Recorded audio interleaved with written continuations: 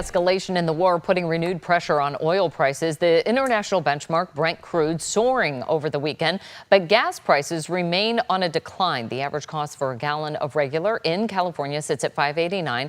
Meantime, diesel remains at around $7.20.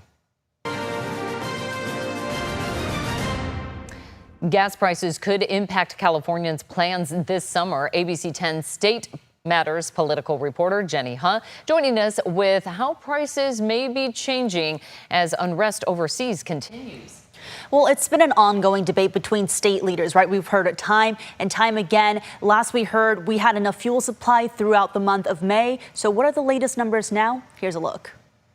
California's motorists have the most pain at the pump, and taxes are just one source. And starting July 1st, Californians will start paying about 2 cents more per gallon of gas because of the state's gas tax adjustment for inflation. This year, it will increase from 61 cents to 63 cents for gasoline, about 47 cents to 48 cents for diesel. Gas tax revenue goes toward transportation improvements. Smaller gas tax changes may not necessarily be visible at the pump the day they're implemented. Ahead of this looming increase, state leaders are also following fuel supply concerns in the state. Vice Chair of the State Energy Commission, Siva Gunda, says there is limited visibility due to the war in Iran and continued closure of the Strait of Hormuz.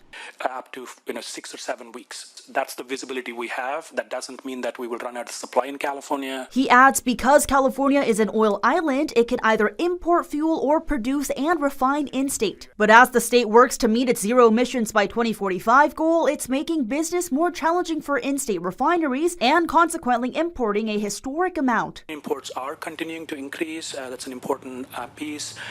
As the supply gets tight in California, the prices will go up and attract more imports.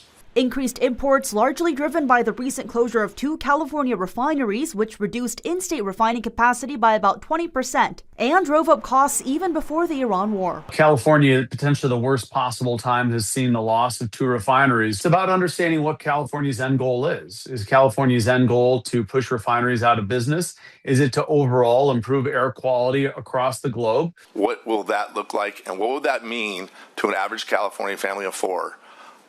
In that transition and those goals? That's the lingering question California leaders must answer as the threat of more refinery closures and high prices at the pump loom. California's gasoline supply is not something that keeps me up at night. Just because we have continued supply doesn't mean prices will continue to fall necessarily, does it?